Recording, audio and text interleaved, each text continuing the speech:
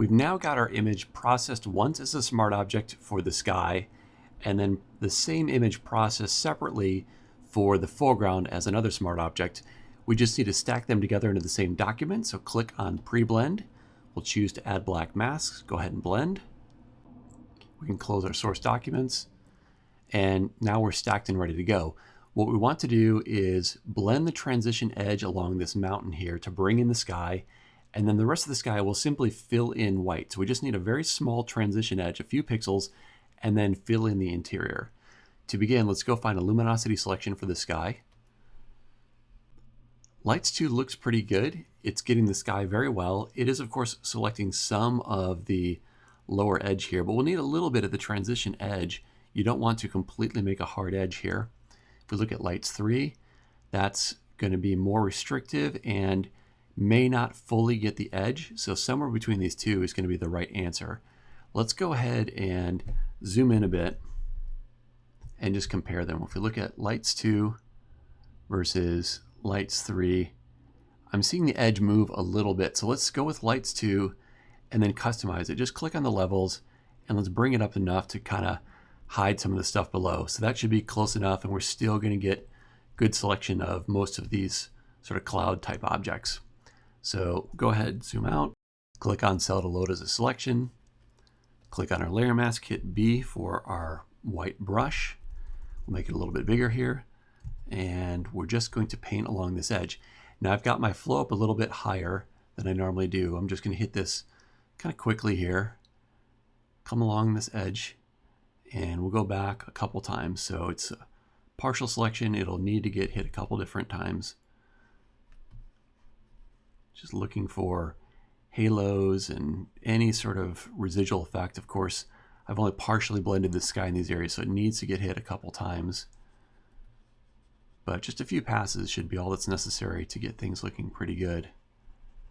Watching those clouds. Those clouds are going to be the areas that are going to be least likely to bend, least likely to blend, because they're dark, and so therefore they're just simply not really a part of a light's mask, or they're limited in how much they're included.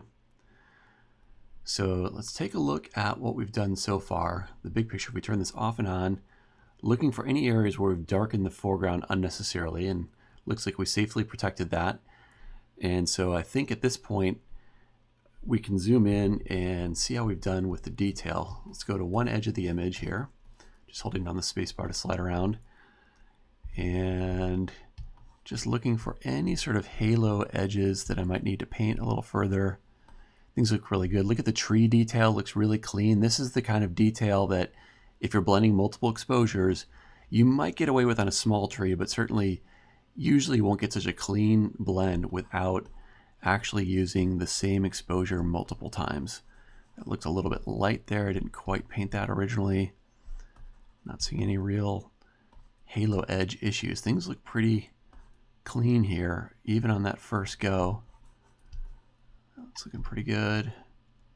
So I think we've got it. Let's zoom back out. Now what we need to do is fill in this interior. We could deselect, alt-click, and just paint white on everything up above, which certainly will get everything we need here. The fastest way to do this, though, is take advantage of the fact that we've got a nice clean edge. Let's use W for the quick select tool and just drag to select the sky.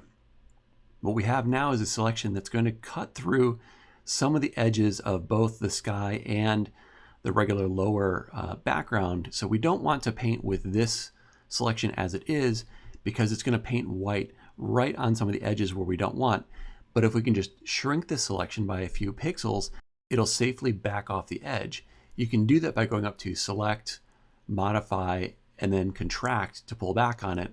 Or if you're using Lumenzia, just go to the Basics panel, click on Fill, and in one shot here, we can just say, let's back off by about 4 pixels. We'll contract 4 pixels, fill with white, hit OK, and it's just automatically done the whole thing for us. We can deselect, and now we can see we've got a great blend. So I'd say the blending on this image is probably done. Let's just take a look before and after.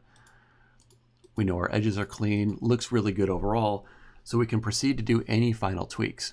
Double click on our sky, and let's take a look at adding that dehaze that we were trying to do earlier. If we bring up the dehaze, Actually, we had some dehaze in the raw. I guess I left that in during the blend. I didn't mean to, but it was an okay thing to do here.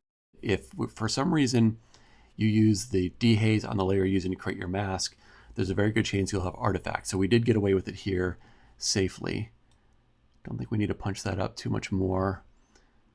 Maybe warm it a little bit. I like just playing with a few different things to see if I like any different results. If we wanted to punch up the color, leave that alone.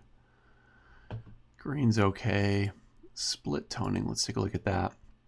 If we punch up a little bit more color in that sky, not too much, right around there. So these are just tiny little tweaks. On our parametric curve, you could play with the lights and see if that's giving any nice effect.